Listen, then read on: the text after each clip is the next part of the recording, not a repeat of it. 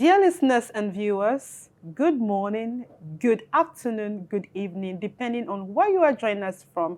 Thank you for joining us on FOASPS TV today. We have a great, eminent person in our midst. Once we will be back, we'll discover the theme and who we have on set with us. We'll be back shortly.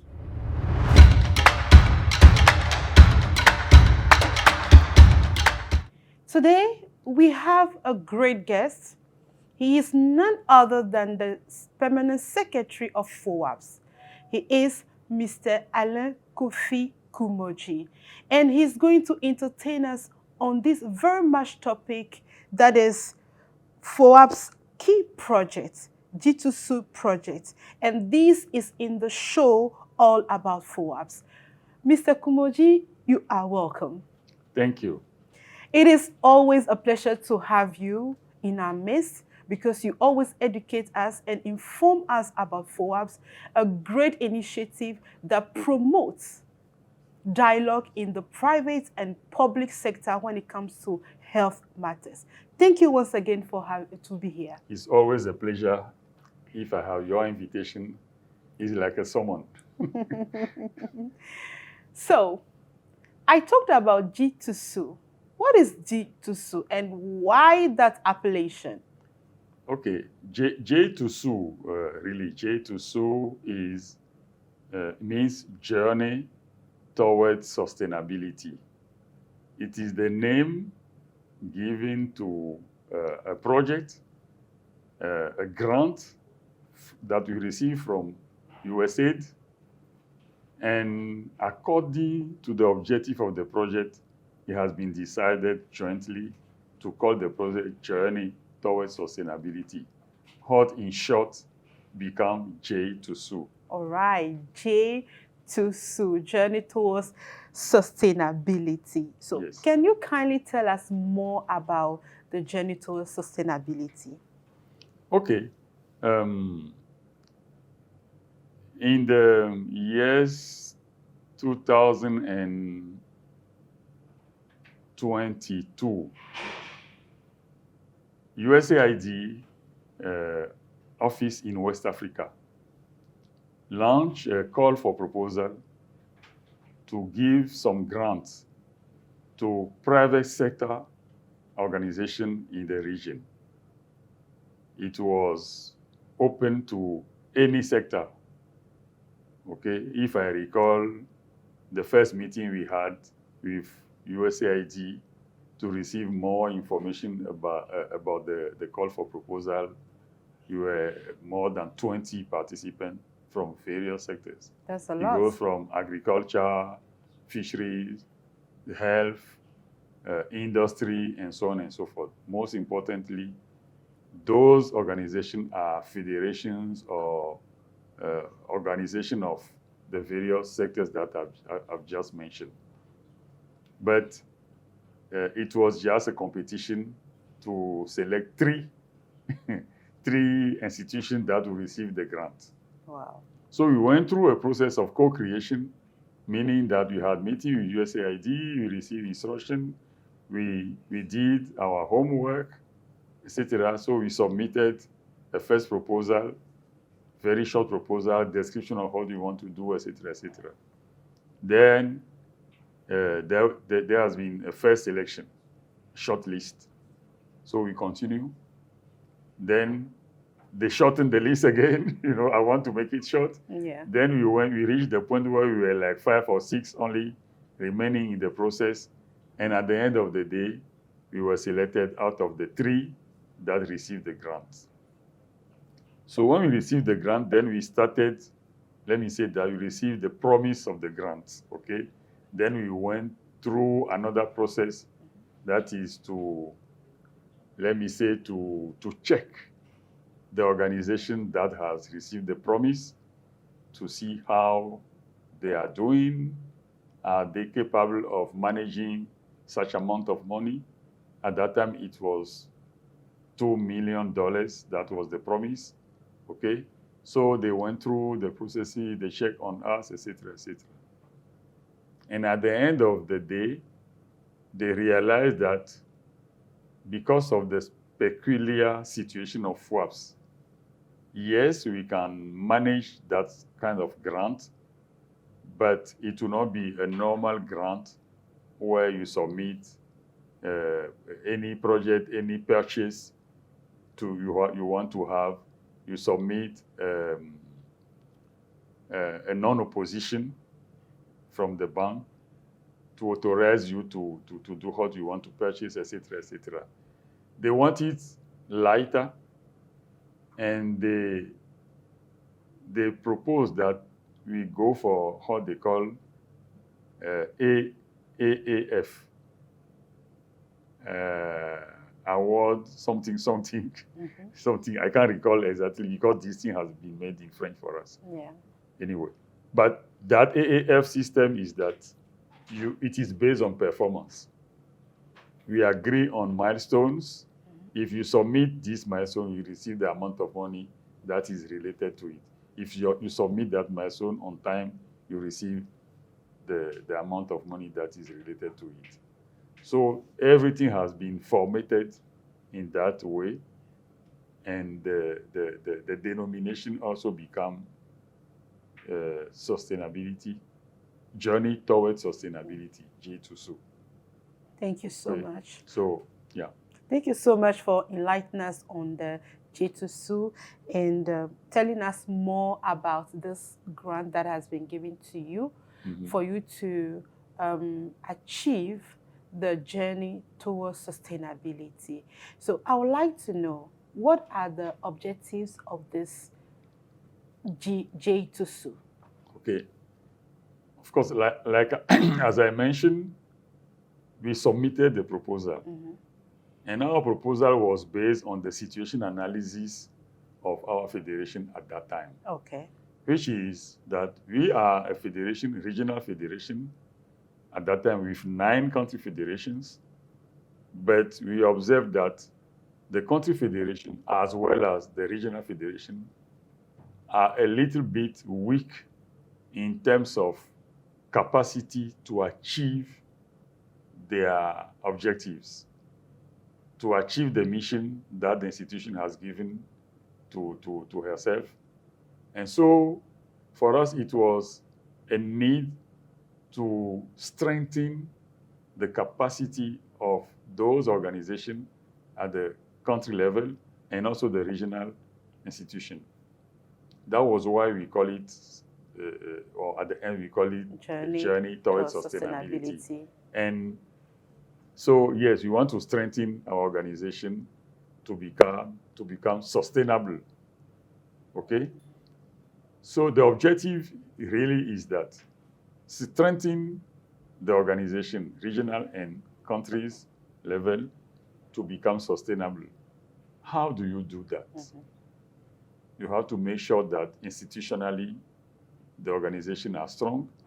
They put in place the mechanism, the systems, the tools, the administration that can give them that capacity to continuously develop, to continuously grow.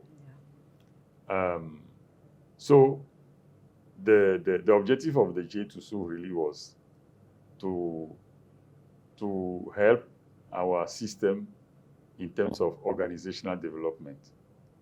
It carries a lot of things, but shortly, for every institution to have a good staff, a good set of staff that will support let me call them the stakeholders, the constituencies.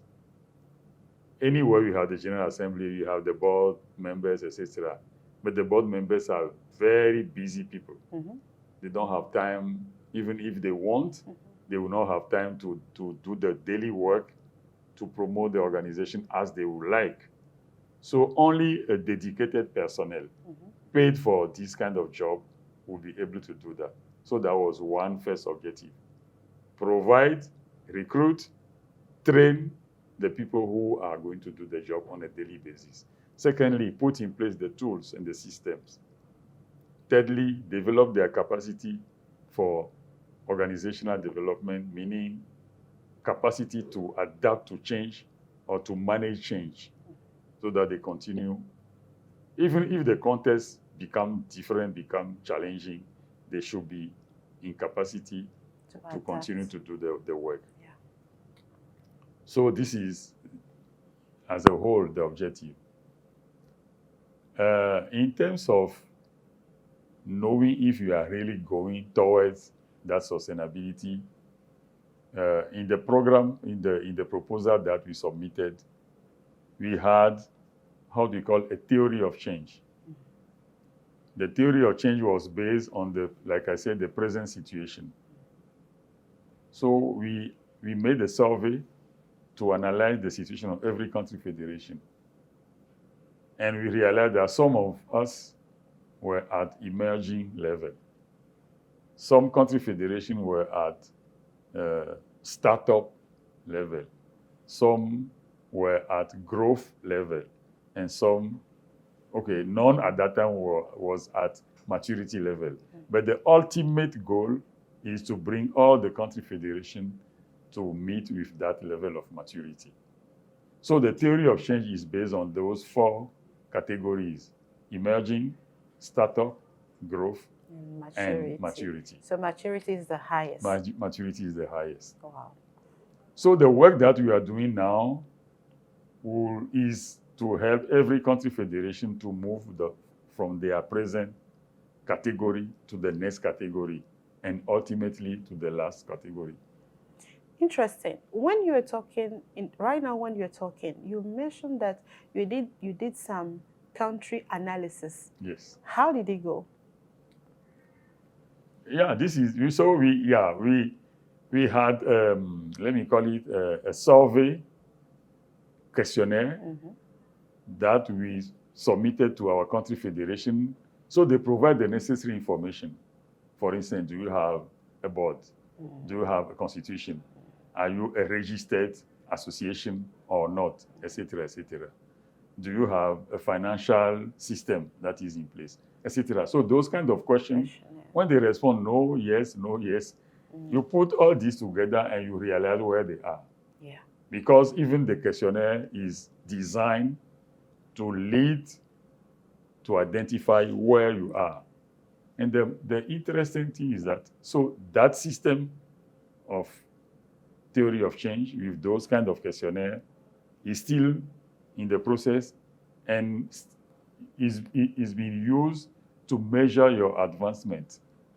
So at the beginning you are that because question A, B, C, D were not yes. Now they are yes. It means that you've moved from one point to the other. Wow. So that's that was a very scientific approach. Oh yeah. Oh, so wonderful. So this brings us to the next question. How did they come, the GS2 project? I don't know whether it is related to how the grant, there was a call for proposal, you applied, and then you went through a long process, a tedious one to be selected. Is there any other story behind it? Well, no particular story, but when I listen to your question, I would think maybe you are asking what was done in the background. Yes. So I would say that yes, there's been some few things that happened. You can imagine that for such an organization to win this kind of grant, you need to have some kind of expertise in proposal writing, how you think first, what you analyze the situation, how you want to promote something, and you design this every well, etc. So at that time, our president, Madame Claire Omacheye, put in place a proposal writing team where country federations appointed people they believe have this kind of expertise to join and work in the proposal writing team.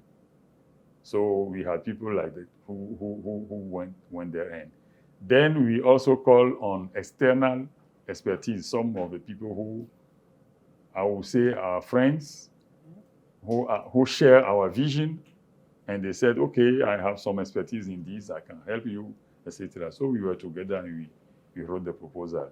I can say that this is the most important information we can give there. Again, USAID is such an organization in this kind of process. They don't just do it like a competition, send us your proposal, and they go through the proposal and they select somebody. It is a give and take process, how they call co-creation. Yeah. Meaning that even for the first proposal to be submitted, we had meetings where they explained to us everything, how they are expecting. Your proposal should be like this. This should be described 1 page. This one should be described 2 pages. And then you need to submit a video of, 10 minutes describing your proposal, how you want to do with the various people who are involved, etc., etc. So you have this kind of conversation going on and on, and then the selection also is going on. Well, this is very interesting. So I would like to know, you talked about some people that were actors. Mm-hmm. Do you want to acknowledge some of them? Sure. Please, you have the floor. Yes, I mentioned our president, our former president, who now is the IPP, immediate past president, Madame Claire Omacheye, who really was informed of this call for proposal and took the initiative of going for it and put in place the writing committee.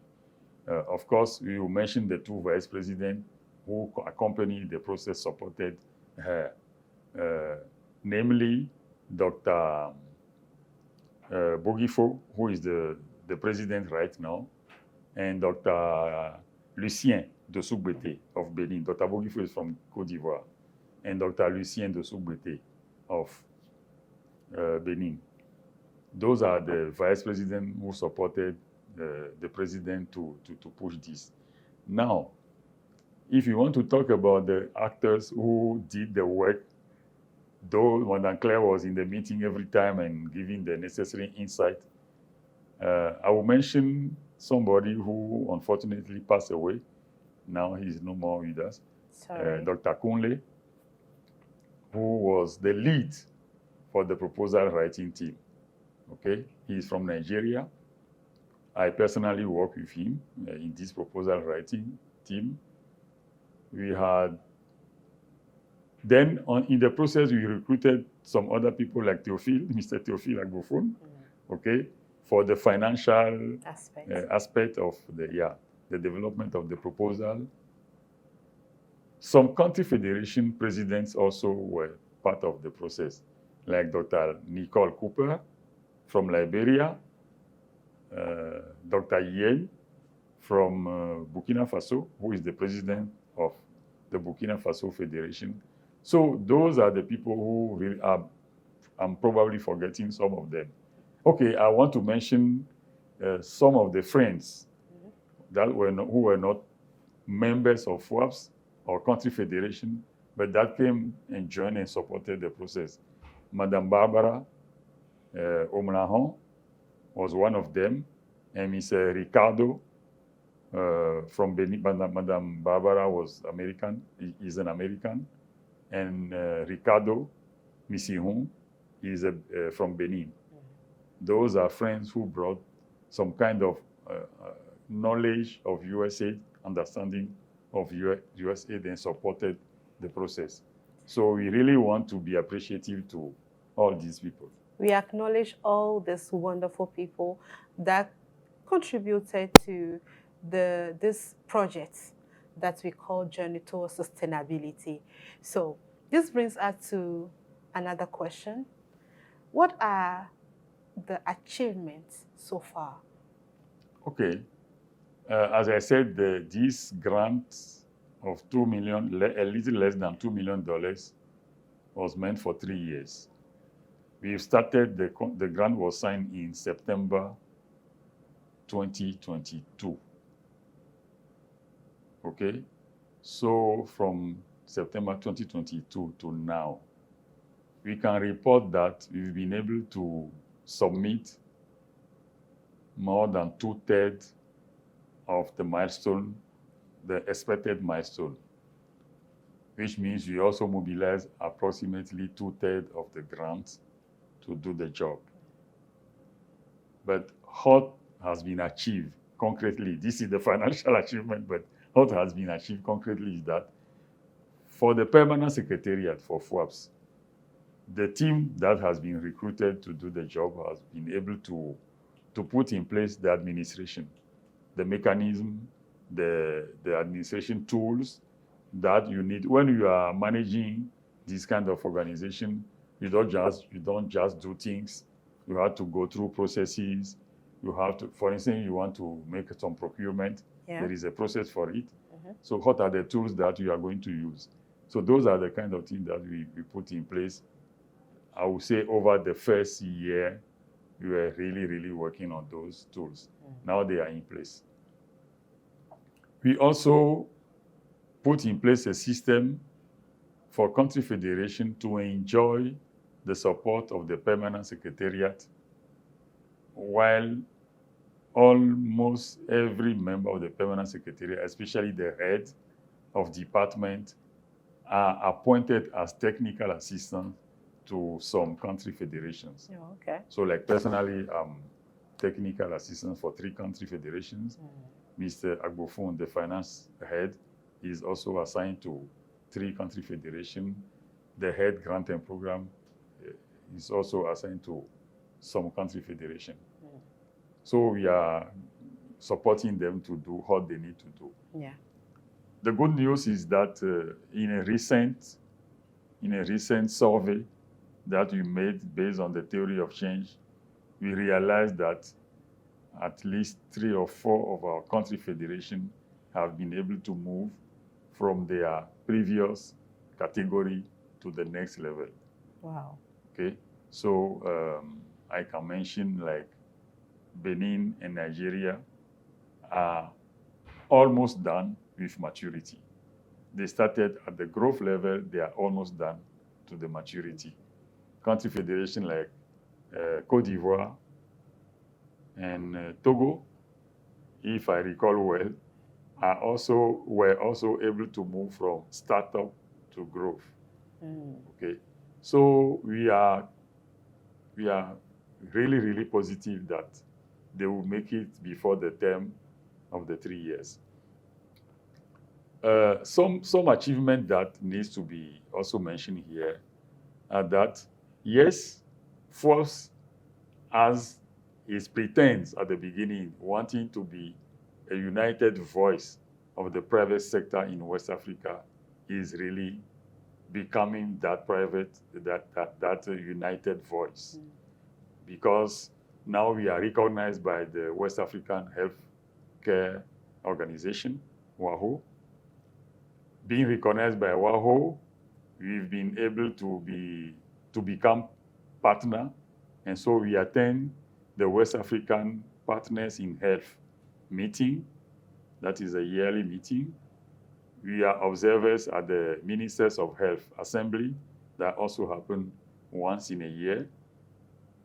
And we are also recognized by the West African Economic and Monetary Union, what do you call in French, UEMOA?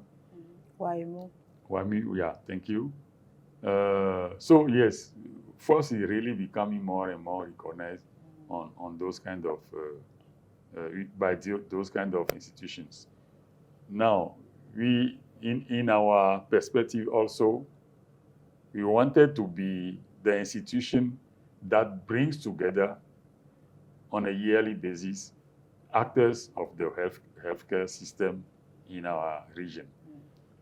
This is what we call the high-level policy conference. Yeah. We've been able to organize the first one in July 2023. The next is going to happen in November 2024. Okay, and another one is already in the pipeline for maybe July or November 2025. And when we are mentioning the high-level policy conference, you cannot imagine what it is, because it is an organization of a meeting of, 300 participants. Among the 300 participants, you have like 5 to 10 ministers, depending on the situation, ministers of health. You have some other top level leaders, okay? Partners, of course, are there. So when you are able to organize this kind of meeting, it means that you are creating an event, you are creating a situation where you become important in the system. I think this is also an achievement that we can recall. It is important also to recall that FOASPS, through its permanent secretariat, is also becoming a service provider in training, organizational development, advisory services, etc., etc. We've been recognized by some institutions like FHM Engage. That is, I would say, a USAID-funded program that supports some country federations in our region. So sometimes they give us some business, like when they need some training for their country federation, or their clients, their partners, their implementing partners. They call on the expertise of FOASPS. Okay, coaching their implementing partners also is another aspect on which they call on our expertise.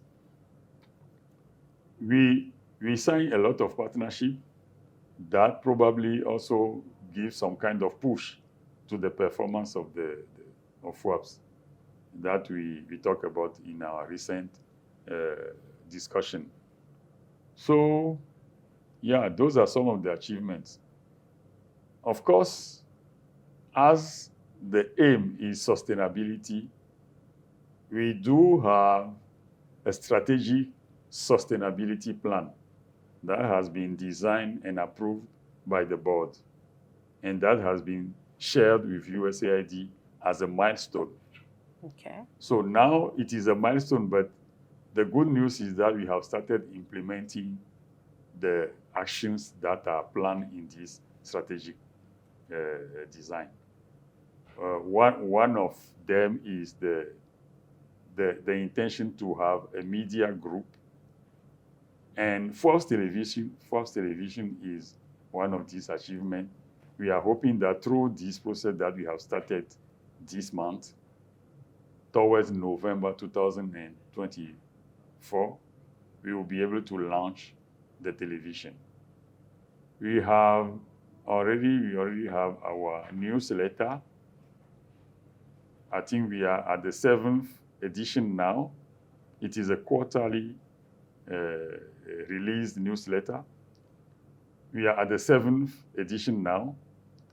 And our intention is also to transform the newsletter to become an online newspaper, so that the target will not remain within FOASPS, but also can be shared outside. Such great achievements for just 2 years. Yes. It means that you have been working hand in gloves, and just need to congratulate you and the whole team for all that you are doing. Thank you. I mean, we would love to continue this conversation, but due to time constraint, we'll just have a final word from our guest. Maybe this is the opportunity for him to say a special word to the partner, that is USAID, as he said it at the beginning. So, sir, you have the floor. What do you have to say to USAID? Okay, thank you. Thank you for giving me this opportunity. In fact, we are really appreciative to USAID and that great opportunity that they give us to push, to promote our organization. What we love most with USAID is that, yes, we receive grants, we receive money to work to achieve some kind of concrete actions, but we also love the learning context that they've created from the beginning, where we were starting the discussion to submit a proposal, etc., till we signed the grant. And then after we signed the grant, how are we going to implement it? what is the mechanism that is going to be put in place. Then they appoint two wonderful ladies in Accra, their office. If you allow me, I'll give their names. Please go ahead. Their name, Michelle Olakenjil, is the representative of the award officer, and her colleague, Evelyn Amfu. So those are the two ladies who were working with us at the beginning on a weekly basis during our checkup meetings. But then when we realized that everything was going well and they were totally satisfied, they then decided that we can go for every 2 weeks, not every week. So we have meetings with them, and they challenge what we are doing. We also, can I say that? We also explain and support what we want to do. And through that discussion, we find the best way to achieve what we are supposed to achieve. And for me personally, it is a learning process that I really, really enjoy. And I also want to thank them for this opportunity. Thank you of course, so much. then we learn from them, and we are also applying the same system with our country federations. Wow. Thank you so much, Mr. Alain KOFI KUMODZI. This is all about FOASPS. And then today, you and I learned about J2SU project, which is genital sustainability, such a milestone. Ladies and gentlemen, dear viewers and listeners across the world, here comes to the end of this great show. We will be back shortly. I'll see you another time on another great show. Thank you for joining us on FOASPS TV.